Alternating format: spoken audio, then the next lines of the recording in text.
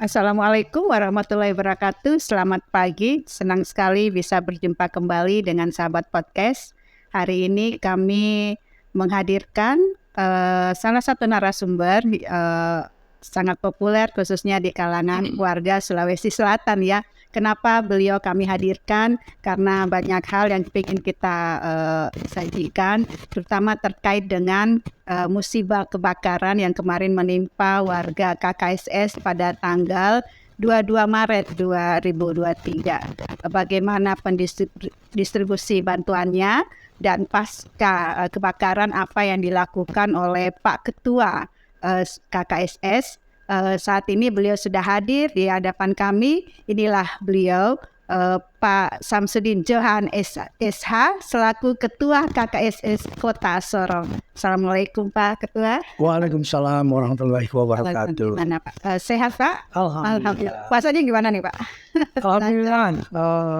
Dari hari pertama sampai sekarang masih full dan alhamdulillah dalam keadaan sehat walafiat. Alhamdulillah. Pak ya Pak, kita langsung aja. Ini sangat kejadian kemarin musibah kebakaran yang menghanguskan 82 ya rumah warga. Betul. Yang semuanya hampir semua warga KKSS ya Pak Sam. Nah, saat ini apa yang sedang jadi fokus untuk penanganan pasca kebakaran itu? Iya, pasca kebakaran kita beberapa waktu lalu memang kita sudah dalam keadaan sedikit normal, tidak seperti hari-hari pertama kejadian. Kita juga memang sebelumnya saya juga banyak berterima kasih dulu kepada pemerintah Provinsi Papua Barat Daya dan Kota Sorong dan dari TNI Polri yang juga memberikan bantuan support yang luar biasa. Maka sampai hari ini warga saya yang terdampak langsung, alhamdulillah mereka hari ini masih dalam keadaan sehat walafiat. Melakukan kegiatan rutinitas mereka sebagaimana biasa. Puasa juga alhamdulillah masih berjalan. Dan saya dan anak-anak dan tim yang kami sudah bentuk di Pasar Baru, di area korban kebakaran ini, memang kita sudah melakukan distribusi bantuan.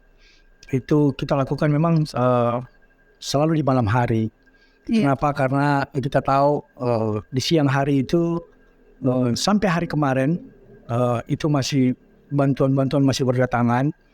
Maka kegiatan penyalurannya itu kita selalu lakukan di malam hari. Karena kita sudah dalam keadaan setelah berbuka kita sudah fit kembali, maka kita bisa melakukan kegiatan penyaluran itu di malam hari. Dari 82 rumah yang terbakar itu total berapa jiwa yang jadi korban Pak Sam? Kalau dari jiwa itu kurang lebih 400-an. 400-an ya? Termasuk orang dewasa, lansia dan bayi. Itu sudah tercover di situ, kurang lebih 424 jiwa. Itu hasil pendataan dari kelurahan yang kita dapatkan. Nah, kalau kakaknya sendiri itu ada kurang lebih 100. Kemudian rumah yang kita tahu itu ada kurang lebih 82 rumah. Nah, saat ini kan bantuan terus mengalir ya Pak Ketua.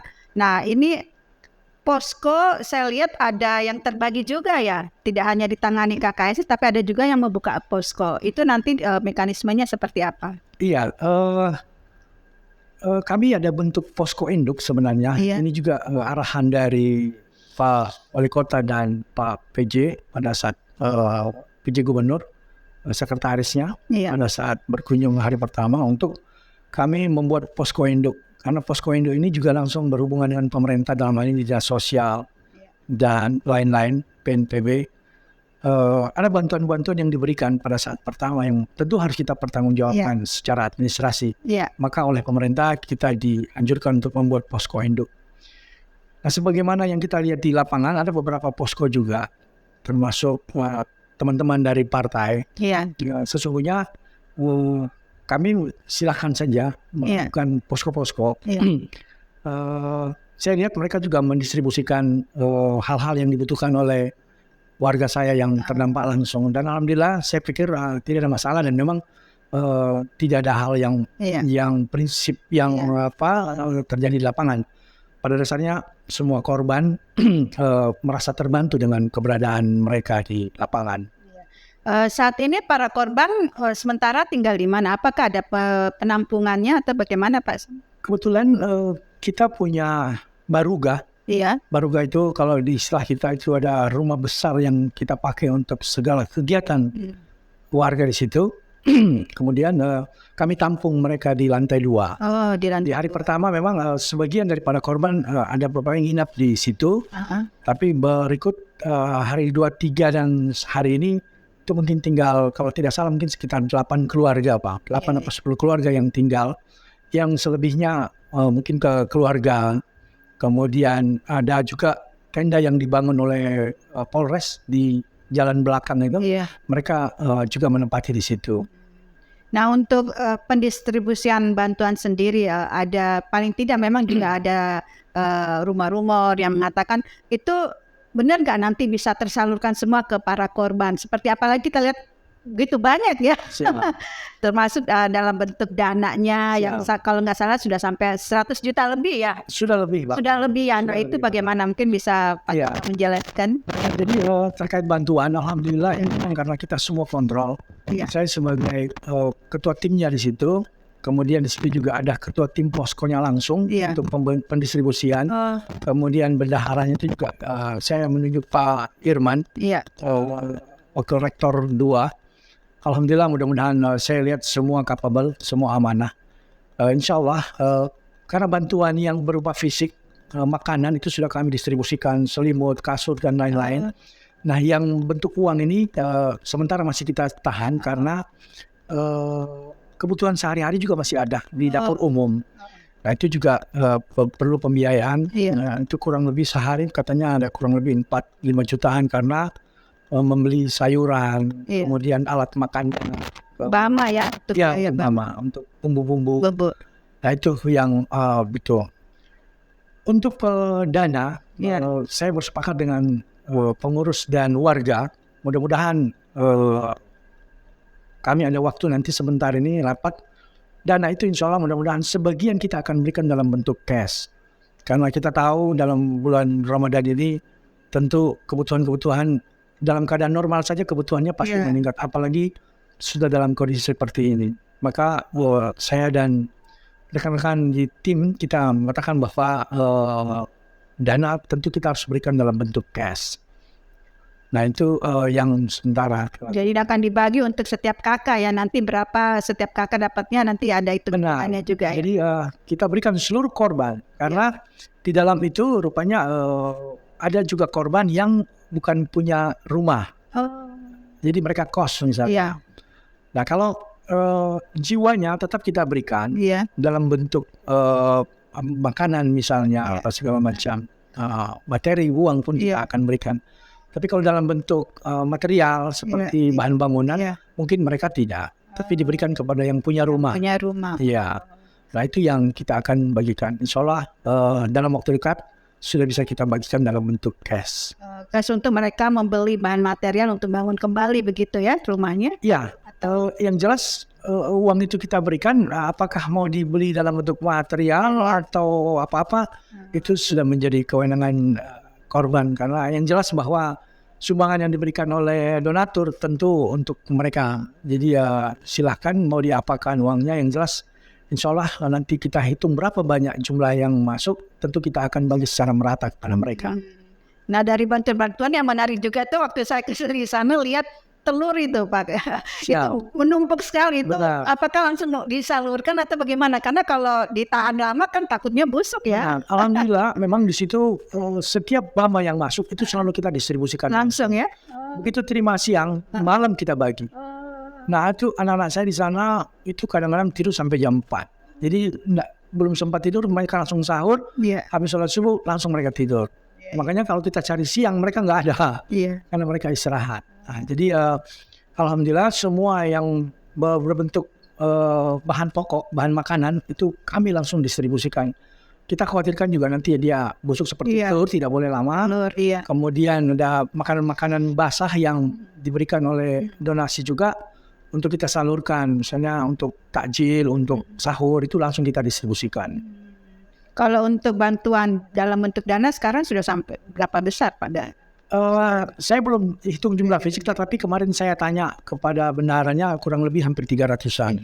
Sudah dalam berapa hari? Kemarin saya masih 100 lebih. Kita seminggu, alhamdulillah. Begitu antusias ya warga untuk membantu para korban. Benar. Nah, untuk saya lihat juga keterlibatan TNI, ada relawan yang turut membantu di posko itu. Seperti apa mereka? Artinya mereka juga kan harus memikirkan diri juga, jangan sampai Iya. Nah, penanganannya seperti apa itu, Pak? Jadi para relawan. Saya benar-benar merasa berterima kasih sekali dengan TNI Polri yang hadir di sana. Mereka benar-benar full memberikan bantuan. Iya.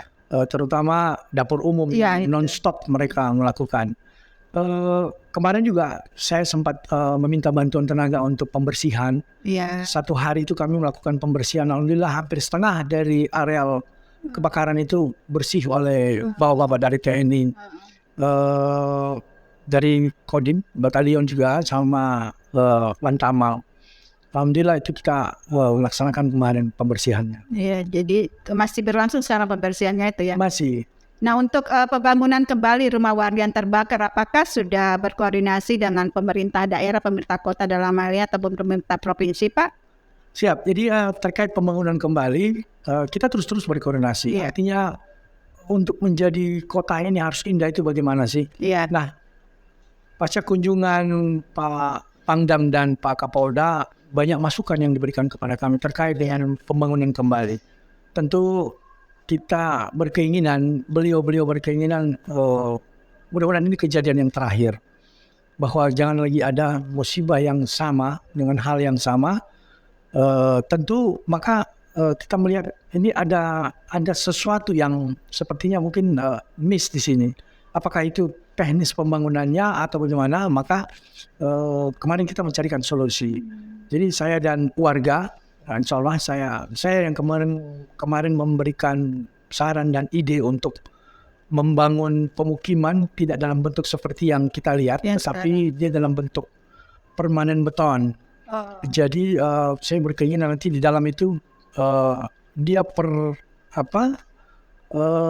klaster, karena di sana kalau tidak salah saya itu ada 4 blok. Iya. 4 blok, maka di setiap blok dari rumah ke rumah itu lagi tidak ada unsur kayunya. Iya, karena di atasnya tingkatnya itu kayaknya masih kayu ya. Jadi penghantar api yang paling cepat sekarang itu adalah kayu kering itu. Iya. Maka kebetulan saya juga warga yang pernah mengalami korban yang sama di situ. Yang kebakaran pertama yang dulu itu ya? Ya, pertama, kedua, dan alhamdulillah ketiga ini tidak kena. Dan saya melihat memang kondisi rumah, posisi rumah yang memang sangat rentan sebagai penghantar api. Iya. Maka oleh karena itu berdasarkan itulah saya kemarin memberikan saran untuk kemudian tidak lagi membangun rumah dalam bentuk seperti yang sudah itu, tetapi kita perbeton dari rumah ke rumah itu, sebelah ke sebelah itu terbatasi oleh beton seluruhnya dari bawah sampai atas itu dia beton. Beton ya. Jadi dia tidak langsung merembet. Tidak langsung. Jadi konstruksi bangunannya rumah yang akan dirubah ya? Iya, konstruksinya. Kemudian posisi-posisi rumah, artinya alur jalan, tentu kita harus buka kembali. Akses itu ya? Aksesnya itu tidak boleh seperti yang sudah-sudah. Karena ya mohon maaf, ini warga saya juga mungkin 1-2 orang yang sedikit-sedikit mungkin menganggap itu hal yang biasa, yang dianggap sepele, tetapi justru itu juga sebagai penghantar, indikasi untuk mudahnya api merembes ke rumah-rumah. Kemarin itu memang begitu cepat ya, bukan karena damkarnya yang terlambat, memang apinya begitu cepat. Apinya yang cepat. Cepat sekali. Memang di situ beberapa kali kejadian itu apinya yang cepat. Karena kita tahu ketika api muncul itu didukung dengan angin yang kencang. Nah, kalau kemarin kita konstruksinya tidak dalam bentuk kayu, maka penjebarannya itu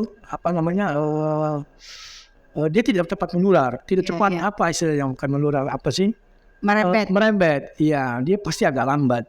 banyak bukti yang kita dapat di lapangan. Rumah-rumah yang berbeton itu memang sama sekali tidak terbakar. Tidak terbakar ya? Iya, padahal di sebelahnya itu habis sampai ke bawah.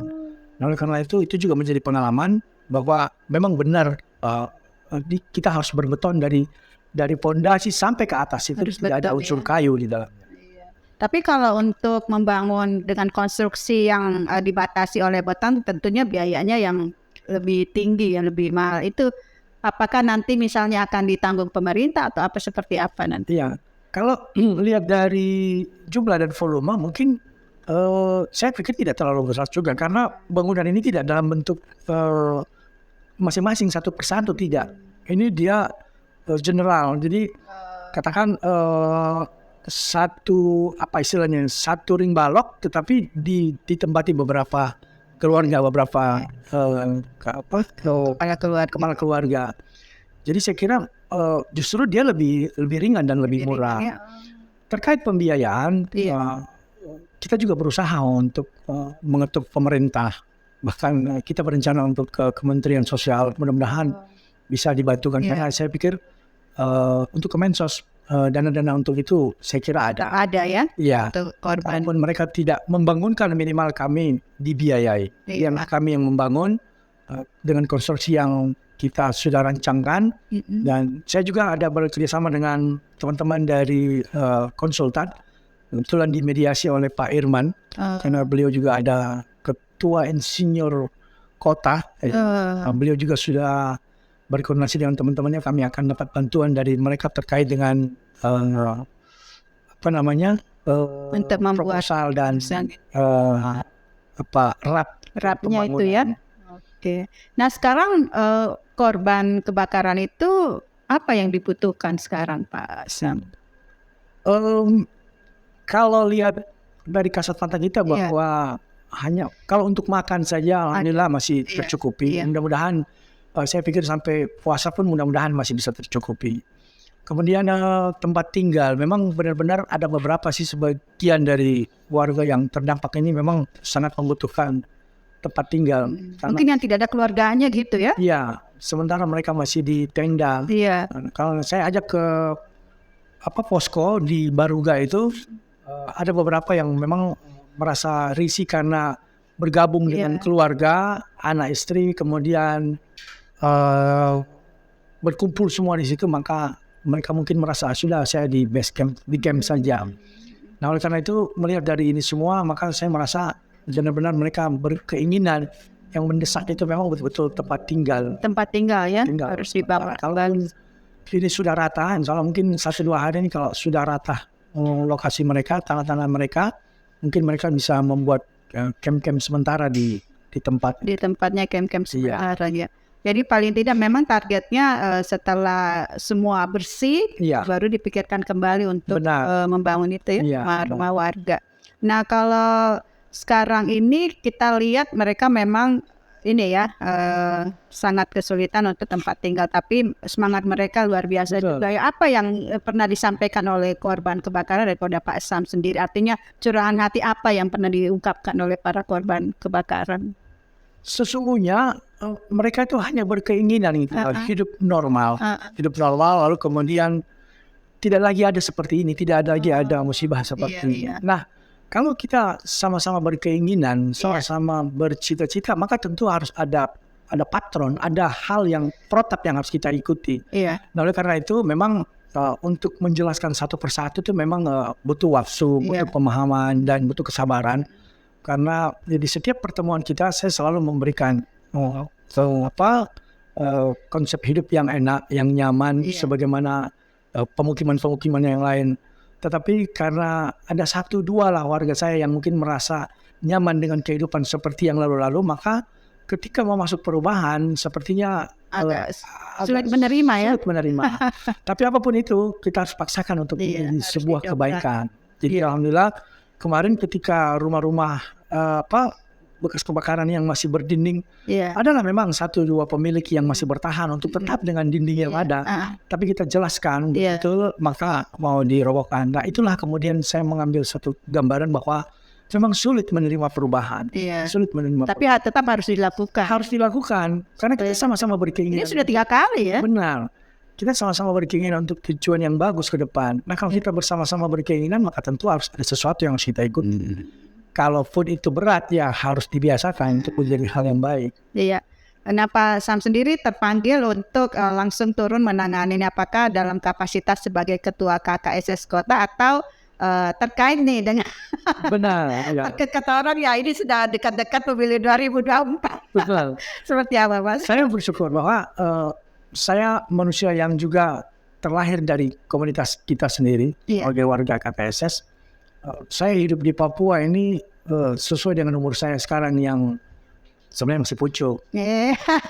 Sudah 53 tahun, alhamdulillah. Seumur hidup saya itu ada di sini dan terus berkumpul dengan mereka. Jadi bagaimana kisah, bagaimana kehidupan yang ada di sana tentu sudah benar-benar mendarah daging dengan saya. Saya sudah 2 periode. Tentu juga mereka lah yang kemudian mengamanahkan kepada saya untuk menjadi seperti yang sekarang. Dan tentu saya tidak harus melihat mereka dari sebelah mata.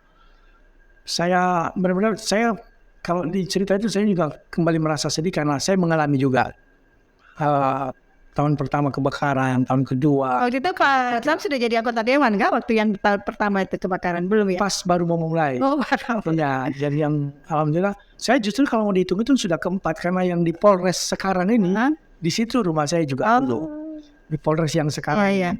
Jadi kalau dihitung itu ya sudah 4 kali. Nah maka kenapa saya merasa benar-benar terikat dengan mereka karena ya saya bagian daripada mereka, saya darah daging dari mereka. Nah oleh karena itu apapun itu kalau ketika orang mau mencampur baurkan dengan dunia politik saya kira itu lumrah dan hal yang biasa. Yang jelas bahwa apa yang saya lakukan ini semua demi kebaikan. Oke, mantap sekali. Nah, terkait dengan kita agak sedikit lari ke politik-politik sedikit. Terkait dengan pemilu 2024 KKSS nih. KKSS ini mau kemana nanti? Apakah sudah ada ancang-ancang akan menjagokan untuk maju 02? Kalau iya siapa? Kira-kira apakah sudah ada sinyal-sinyal pasangan? Ya, jadi dengan kepemimpinan Ibu Dokter yang lalu, dari warga kita ingin menjadikan itu sebuah tradisi. Maka saya merasa sebagai kapten dari KKSS ini juga tentu harus mendengarkan apa kata warga. Nah, kalau ketika itu menjadi tujuan mereka, maka ada sesuatu yang harus kita perbaiki. Ibu Dokter sudah menjalankan sesuatu yang baik, maka tentu hanya harus lebih baik.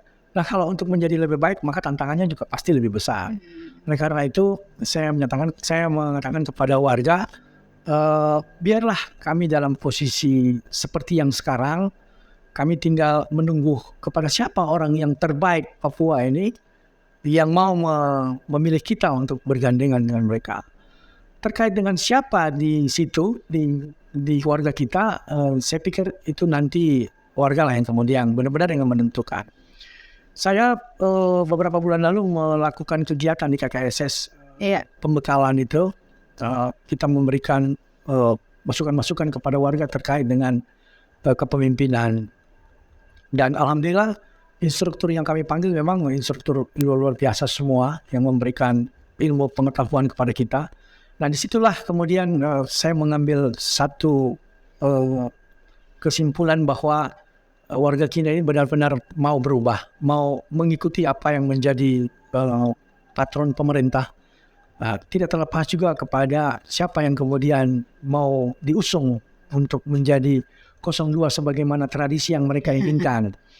Nah, terkait dengan itu saya juga menyampaikan kepada warga setelah kita melakukan kegiatan kepemimpinan kemarin, maka tentu kami akan mengadakan Tudang Sipulung. Oh, Tudang Sipulung Ya, Tudang Sipulung inilah yang kemudian nanti akan melihat, akan mengkerucut siapa yang menelaah, kemudian kira-kira memilihlah di situ siapa yang paling tepat untuk itu. Dan di kita banyak kader yang bagus-bagus. Banyak ya. Alhamdulillah. Termasuk Pak Samson, Pak Ketua KKSS Kota Sorong sendiri. Kalau warga menginginkan, ya bismillah saya siap. Ya siap. Berapa warga? Banyak ya warga KKS Kota Sorong? Kita kurang lebih 75.000. kemarin kita sudah mau melakukan pendataan terkait pendataan warga dengan pola NIK dengan kerjasama dengan catatan sipil. Tapi begitu kita masuk untuk memulai pendataan, pandeminya masuk juga. Maka secara otomatis kegiatan itu kita hentikan dulu. Sampai hari ini belum kita lanjutkan karena rupanya begitu masuk kepada situasi yang sudah mulai normal, kita tidak henti-henti dengan kegiatan. Maka saya katakan kepada warga, kita sementara tidak jalankan itu dulu, sudah kita jalankan apa yang bisa kita jalan dulu. Dari sekitar 75.000 warga KKSS di Kota Sorong, ini kan kalau saya melihat memang masih agak terkotak-kotak sedikit ya, ada yang ke sana, ada yang ke sini. Nah, bagaimana upaya Pak Ketua KKS Kota Sorong sendiri menyatukan supaya solid nih nantinya? Karena jangan sampai nanti mendukungnya tapi ternyata yang selain kan pendukung si B gitu misalnya. Jadi alhamdulillah saya ketika membawa KKSS ini sudah hampir 3 tahunan, banyaklah memang grup-grup, kelompok-kelompok yang kemudian membuat kegiatan-kegiatan yang juga mirip sama seperti kegiatan KKSS. Tapi saya tidak pernah bergabung, bahkan tidak pernah menjadi anggota salah satu kelompok-kelompok itu karena saya merasa saya bagian daripada katalisator sebagai orang yang benar-benar netral untuk itu. Tetapi saya selalu tidak berhenti-henti mengajak mereka bahwa sesungguhnya kegiatan yang kita lakukan di KKSS ini adalah kegiatan sosial yang di depan mata kita kelihatan. Nah, kalau merasa berkeinginan bergabung, ayo silakan. Kalaupun merasa belum sejalan, tidak apa-apa. Sepanjang kegiatan mereka juga kegiatan kemanusiaan, kegiatan sosial, saya pikir itu tidak ada masalah. Sangat positif juga ya? Iya, positif juga. Hanya memang ada beberapa warga juga yang mengatakan kenapa tidak bergabung saja dengan KKSS biar solid, biar lebih besar. Tetapi kan itu keinginan orang per orang, jadi tidak bisa kita paksakan. Tapi alhamdulillah kita selalu harmonis, kita komunikasi jalan lancar, pertemuan-pertemuan, coffee time itu selalu kita jalan lakukan. Tapi untuk kegiatan saya memang tidak pernah terlibat dan saya tidak mau terlibat karena kalau kemudian saya terlibat di yang satu, yang satunya nanya kenapa ke sana, ini jadi saya benar-benar netral. Tapi yang saya lihat kita dinamis, kita jalan. Yang pasti nanti untuk politik di 2024 akan terungkap di Tudang Sipulung ya. Itu semua dilibatkan nanti ya? Kita semua libatkan. Semuanya ya? Dari unsur perempuan, pemuda, bahkan senior-senior kita, para orang tua. Itu rencananya kapan Pak? Sesungguhnya kita mau melakukan ini setelah kita buat pembekalan kemarin. Hanya karena kegiatan sosial kita tidak berhenti. Bahkan kemarin dalam rangka HUT KKSS juga kita betul-betul full dengan kegiatan. Terakhir dengan operasi bibir sumbing itu. Nah memang kalau saya lihat ini sepertinya tidak ada jeda waktu yang banyak untuk kita merehat. Tetapi saya anggap ini memang juga waktu masih panjang juga insya Allah. Kalaupun ditargetkan kita habis lebaran, karena habis lebaran juga kami dapat undangan untuk PSBM, Perkumpulan Saudagar Bugis Makassar itu setiap tahun. Itu agenda tiap tahun ya? Kita melakukan di Makassar. Nah setelah kegiatan itu di bulan April nanti, insya Allah mudah-mudahan kita merencanakan untuk membuat Tudang Sipulung itu. Jadi untuk di 2024 nanti paling targetnya 02 harus direbut ya? Insya Allah.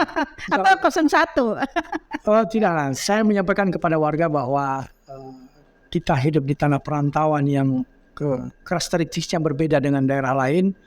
Karena di sini ada otonomi otsus, kemudian kita harus bergandengan dengan saudara-saudara kita yang OAP ini. Untuk bagaimana kita sama-sama membangun daerah ini.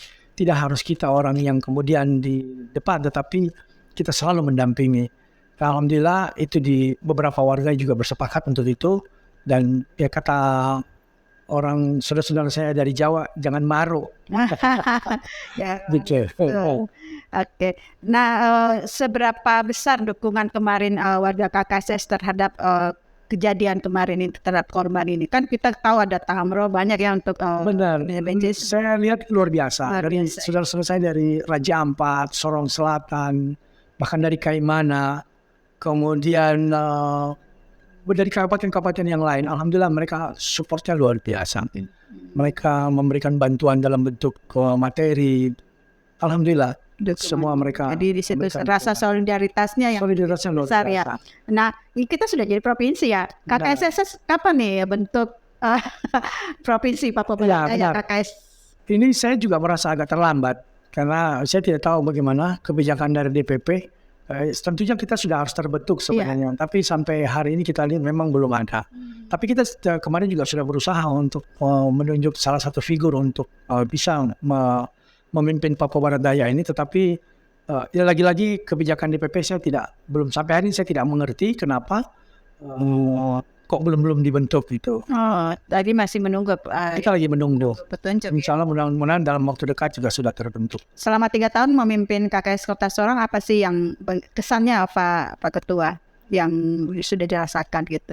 Ya, saya jujur saja ketika saya sebagai kapasitas sebagai anggota DPR, sepertinya lumrah hal yang biasa kita jalani. Tapi sebagai ketua KKSS ini justru lebih luar biasa. Tantangannya ya? Tantangannya segala macam lah. Gerakan-gerakan kita, kemudian kegiatan kita sehari-hari, itu memang sangat luar biasa. Maka saya merasa bahwa benar-benar amanah ini bukan lagi amanah karena ini berbicara tentang kultur, berbicara tentang adat, maka lebih berhati-hati sekali. Maka tentu kebijakan, keputusan, cara berbicara pun tentu saya harus atur terkait dengan kalau berbicara tentang KKSS. Apakah kemarin itu jabatan atau sebagai ketua KKSS mengantarkan Pak Samsud ke anggota legislatif atau sebelum memang? Saya sudah 1 periode mendapat DPR, kemudian saya masuk ke KKSS dan duduk di sebagian legislatif sangat ngefek ya terkait dengan ketua KKSS. Sangat efek sekali. Ya. Nah, karena contohnya Pak Sam. Mungkin karena kebetulan saya sudah duduk di situ, maka oleh mereka sudah pegang saja KKSS ini dulu supaya biar lebih lebih dekat. Dan saya merasa bahwa itu adalah sebuah amanah dan saya harus terima itu. Nah, kita juga nanti 2 tahun kemudian 2025 kita akan musda lagi. Sesungguhnya saya ingin memberikan kepada kader-kader kita, kader-kader muda kita untuk silakan mengestafetkan terkait dengan ini. Tetapi ada juga yang mengatakan bahwa emangnya Pak Samin udah usur tidak bisa bergerak. Nah, saya lagi-lagi saya kembalikan kepada warga. Kalau dia manahkan kembali apa boleh buat, karena itu adalah sifatnya sosial. Ya saya harus terima. Tapi kalau kemudian ada yang lebih agresif, yang lebih bagus, yang lebih mumpuni, yang dia pokoknya bagaimana kehidupan kita di perantauan ini, saya kira perlu saya dukung. Iya betul ya. Yang pasti bahwa sebagai ketua KKSS juga dibutuhkan pengorbanan ya Pak Sam ya. Benar. Jadi di KKSS ini betul-betul semata-mata kita menghibahkan diri kita. Iya. Jadi tidak ada keluhan, mau 24 jam kita harus siap. Dan Ibu tahu bahwa kami di sini ini memang begitu banyaknya penduduk, maka kita tersebar di semua sudut, semua sudut kota. Jadi terkait dengan hal-hal kriminal misalnya, selalu ketika ada hal terjadi, ketika saya tanya orang apa, hampir 85-90% pasti dia orang Sulawesi Selatan. Itu yang bikin pusing ya? Kenapa? Karena kita ada di mana-mana. Gitu. Iya betul. Dan saya selalu mengatakan kepada warga saya bahwa jangan kalian merasa terintimidasi, jangan kalian merasa dikejar-kejar, tidak. Karena ya seperti itu, kita ada di mana-mana, gitu. Di pelosok, di pinggir-pinggir gunung, di pantai, di sungai, kita di situ ada. Jadi ketika ada sesuatu yang terjadi, hampir 80-90% ketika kita tanya, pasti orang Sulawesi Selatan. Betul. Nah itu jadi kita hanya bisa membesarkan jiwa kita bahwa kita berada di perantauan selalu harmonis dengan siapapun yang ada di dekat dengan kita. Betul. Jadi apa nih yang kiat yang ditanamkan supaya kita bisa hidup harmonis bersama warga lainnya seperti ini? Ya, makanya saya selalu meminta kepada warga, ada beberapa pilar kita, ada kurang lebih sekitar 20 pilar itu. Iya. Pasca pandemi ini saya selalu mengajak mereka, saya selalu mensupport mereka untuk melakukan pengajian-pengajian, pertemuan-pertemuan kemasyarakatan. Kenapa? Dengan itu mereka bisa saling menguatkan jiwa, batin dan segala macamnya. Jadi alhamdulillah saya lihat beberapa tahun terakhir ini memang hal-hal seperti sebagaimana yang lalu-lalu kita lihat sekarang sudah mulai tertepis. Sudah mulai ada lagi, sudah. Karena asupan-asupan rohani itu selalu masuk dengan hal-hal seperti itu. Maka saya bersyukur ini sudah mulai berjalan baik. Jadi masing-masing pilar itu ya? Iya, karena tempat kita masuk ya memang dari pilar. Iya. Karena kegiatan-kegiatan itu langsung mengajak warganya langsung untuk bertemu, merehat, kemudian ada hal-hal yang terkait dengan kultur mereka, itu langsung kepada pilar mereka masing-masing.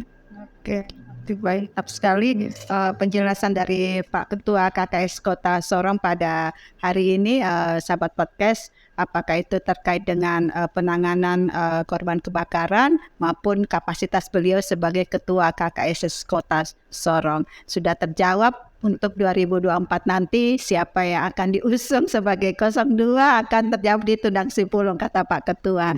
Insya Allah. Baik Pak Ketua, mungkin ada closing statement yang ingin disampaikan, silakan. Iya, karena ini bulan Ramadan, saya ingin berkesempatan dengan baik. Saya mengucapkan kepada warga saya dan seluruh warga Kota Sorong dan Papua Barat Daya, selamat menunaikan ibadah puasa. Semoga kita selalu dalam keadaan sehat walafiat, selalu tegar, selalu bahagia. Apapun kehidupan kita yang kita rasakan hari ini, itu adalah sebuah berkah yang harus kita syukuri. Saya kira itu. Baik, terima kasih Pak Sam atas kehadirannya, sudah memenuhi undangan kami. Semoga Pak Sam selalu sukses, sehat ya, dan tetap semangat. Terima kasih. Baik sahabat podcast, saya akhiri perbincangan kita pada siang hari ini, dan jangan lupa untuk tetap like ya, ataupun berikan subscribe buat channel kami Radar Sorong Podcast supaya kita juga bisa tetap eksis untuk selanjutnya. Terima kasih, sehat selalu. Wassalamualaikum warahmatullahi wabarakatuh. Selamat siang. Waalaikumsalam warahmatullahi wabarakatuh.